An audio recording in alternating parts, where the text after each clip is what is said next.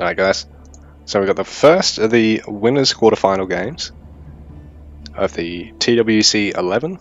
So welcome to the Warchief Club guys. And we've got Xoai on Mongols up against GiveUA on French. So this is a nice spot, covering two resources. Obviously having it right next to a gold mine is probably more ideal because you're going to have the ability to drag sheep up to the town centre anyway. But even still, I mean, it will save Xoai on a go later on. And I mean, on top of that, you can always put one here, and you can gather pretty closely to this far side. Just about as close as you would from the TC. GiveUA with the standard TC, not being Mongols, he's not going to get the chance to pack it up and ship it around. And we see him playing some pretty standard French. Like for a fairly early mining camp, rest of the village is all on the food. So he is going to go for a second scout. Just to try and mess with the Khan, so it's not uncommon for people to try and have an extra scout over that Khan. But I mean, the Mongol player can always add more scouts and probably will against Rus, probably won't against the other civs.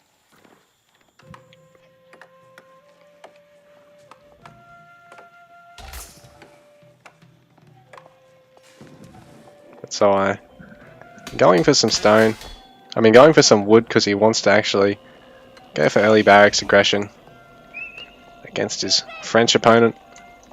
So the beauty of doing this, I guess, is that he's going to be able to try and harass the gold mine early on, maybe even tower it.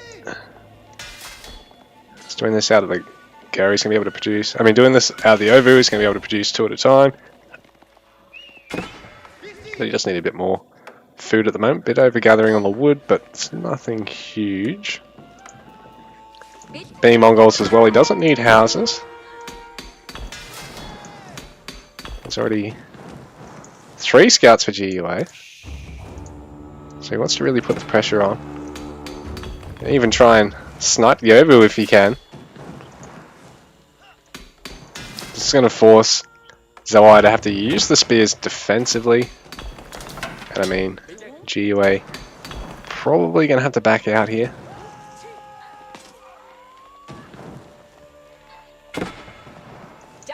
See, what he's going to do is just try and bait his opponent having to do some more repair work. Bring 2 villagers rather than just the one. And if GiveUA is careful with his micro, he can always get out of this without losing a scout. He's going to drop one of the scouts, so that's not ideal for him. He's going to take a bit of damage across the other 2, but they can always regen from here. But the fact that he has dropped 1 scout and taken that damage means it's going to be hard for him to harass these 2 villagers. Which might be creeping up to try and chuck an outpost at this sacred and relic.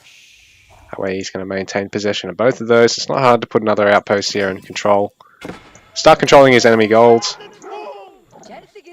But while GiveUA baiting Xoai's spears around, he's able to go for his School of Cav. Xoai training up some more. Well, has trained up another couple of spears, but hasn't really got any more from there. It's the fact that GiveUA is committed to 3 scouts over the usual 1, and there's been barracks production here from Xoai. Both of them going to have a bit of a slow age 2. The GiveUA's is going to be a little bit quicker. And Xoai is committing further into age 1 aggression, going for the tower on his opponent's gold mine, but well, GiveUA can always look at just making horsemen or scouts. It's just going to go with scouts.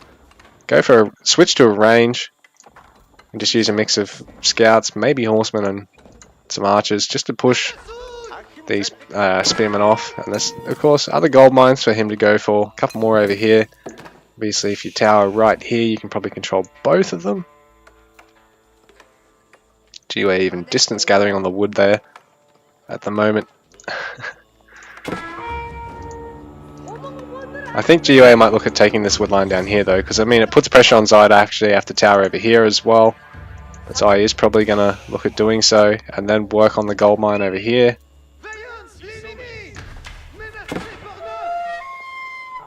Having left a spear over here. Oh, I think he's dropped one of the spears, but he's managed to get one to the tower. GiveUA is going to try going for the tower though, and I suppose if he micros the vills well...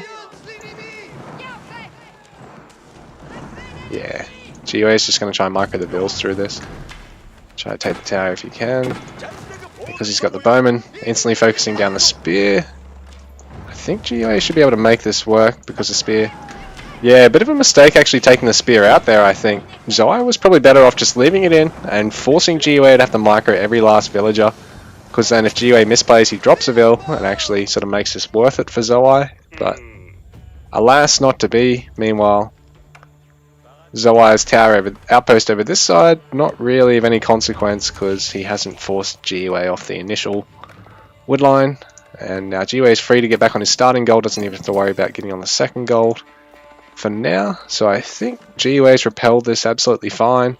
Even though he dropped that starting scout, probably wouldn't have wanted to. Now, he's going to be able to take out this next outpost with ease. He's even caught the villagers, so he's going to micro up. This is really nice micro from GiveUA. He's going to go shot, micro, start to step this and try and at least get the bowman, get the villager extremely low. Don't think he's going to get it, because as the bowman stops to shoot, it's going to mean he's got to keep chasing, and I think the vills are only slightly slower.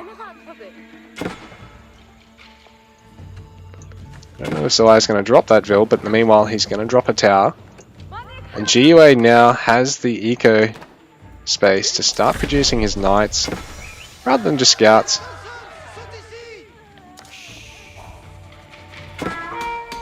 I mean, because he's already invested in a couple of them, he can actually look at sieging the Ovu already, making this very nasty for Xoai, because he's probably going to want to get some spears in production, or even just move this pack the building up and try and move it out of here, because he's going to need production. He's going to add a range himself, and now he's going to add Mangadai, but yeah, he's going to try and move the barracks now, but I think he might have left it too long because GiveUA's scouts are already here, so he probably should have left it packed up. Because oh, that's not good. It's stuck. But I was going to say, I think if he left it packed, it's got more armor against the fire. Whereas when it's moving, it's pretty squishy. And now that he's left it until GiveUA's actually brought the scouts here, that's a bit of a costly mistake. If he had have moved it when there was only the bowman there, I think he would have gotten away with this, but now as it stands, he's lost a barracks I think he didn't need to lose, and now he's stuck with just range production. Needs to get back onto a heftier food eco, because Mangadai are a food gold unit, and an expensive one at that. And I mean, he can probably cram out some bows in the meantime, just to get rid of the food bank he's got if he doesn't want to throw down production immediately. He's going to lose his main Ovu. He's going to lose his Ovu, so he's going to have to take this one over here if he knows about it. So GiveUA pushing up really well. Even now has access to siege engineering and other techs, because he's got that blacksmith fairly early.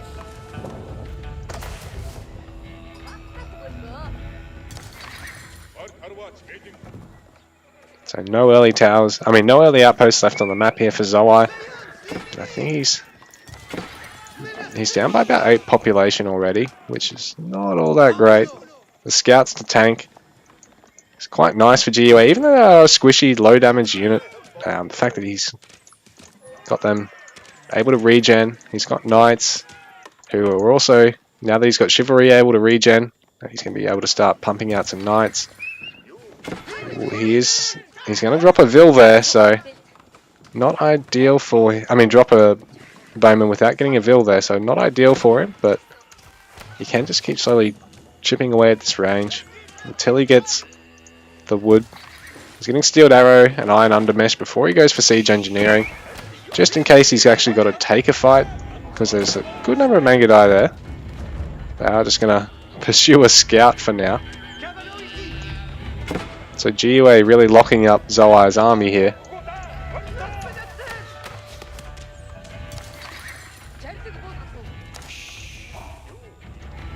And now that the army is out in the field, Xoai, ooh, he's got a good number of ranged here. Like, this can probably pick off a vill or two if it makes its way through GiveUA's base. And GiveUA stopping to kill that wolf. Not all that great for him, because now Xoai is going to be inbound. And I mean, there's 8 vills, only 5 are going to be able to fit in the outpost there, but even still. Here we go, so the Knights found the army. That's a charge at it. Xoai's got other units, or a unit in reserve. A couple of bowmen there as well. But he's going to make his way, Xoai's going to make his way into GiveUA's base. And GiveUA hot on his tail, and I think he has the army to clean this up, but in saying that, it's a pain in the ass dealing with the Mangudai fire on the villagers, but really smart. GiveUA's already got villagers in the town center, picking off the Khan, so no more movement speed buff on those Mangudai. Make it a bit harder for them to actually get away with the raids, because they're not going to outrun the English cavalry now. And now that they can't, when the cavalry charge, they're going to actually be able to outrun the Mangudai. So Khan respawning, I think it takes about 100 seconds. GiveUA with a good catch there. Dropping a scout for a Mangudai, so definitely a worthwhile trade for him, because I think the Mangudai are worth, yeah, 160 versus 70. Definitely a worthwhile trade there for GiveUA.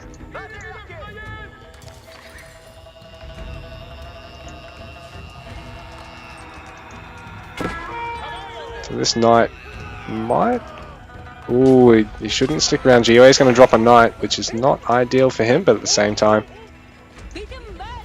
it's really having a look at Xoai, forcing... Ooh, maybe overstaying his welcome here. Forces a garrison, and Xoai's actually left the village's garrison, which is not great. As soon as the unit's out of range, you want to have them ungarrisoned so you can get straight back to gathering. GiveUA sneaking in his age 3, while Xoai doesn't have the resources yet for his age 3. He's still got to gather quite a bit of gold. Got plenty of food though, so it's pretty close for that. So we can always just transfer some bills from food to gold. But GiveUA going to have age 3. He's got a pair of rangers now. And he hasn't got siege engineering yet, but he's got both his range damage and armor upgrades.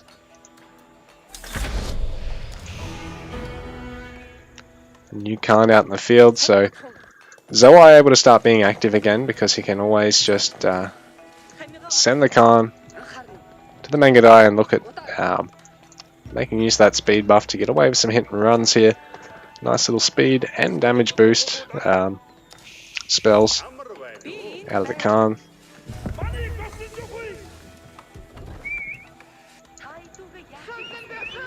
But GiveUA's ready. He anticipated the Mangudai raid, and Xoai hasn't actually brought the Khan. So this isn't going to fare well for him, because GiveUA is actually going to cut him off with the bows. Get another pair of kills there, so another 320 resources GiveUA's way for basically nothing there. Because the Knights are actually going to start regenning again in a sec. GiveUA having already taken that chivalry tech, so takes a bit of a disengagement. These guys should start regenning. There is still Mangudai out in the flank, and the bows now moving up to try and assist the Knights. So there we go, chivalry kicking in, healing up that lowish health knight. Already arrow slits on this tower, but because of that there's no Springald, and it's going to mean that these Knights can now come in and really work on the villagers and the bowmen, because there's no real counter damage coming on the Knights now. They've got so much health, and now that they're tanking, GiveUA sends in the bows. In the meantime, Xoai's a little bit slow on the Mangudai raiding. He's not managed to actually engage anything yet, so he's not really locking up GiveUA at all, whereas really he could try and hit those berries and sort of put the pressure on GiveUA, force GiveUA to actually have to bring something home or produce units and to defend. GiveUA is looking at transitioning to relic control from here, doing a nice job. That tower though, it's gonna last for a little while. Meanwhile, the Mangudai do come in on the town center, but while this is all going on, Xoai's not really paying attention here, and so the TC is going to pick off most of the Mangudai. Yeah, all but 2 of them. And GG, he has to tap out because he's got nothing really to help defend at home. GiveUA's just locked him down. Knights on the wood line. GG. So GiveUA goes into round 3.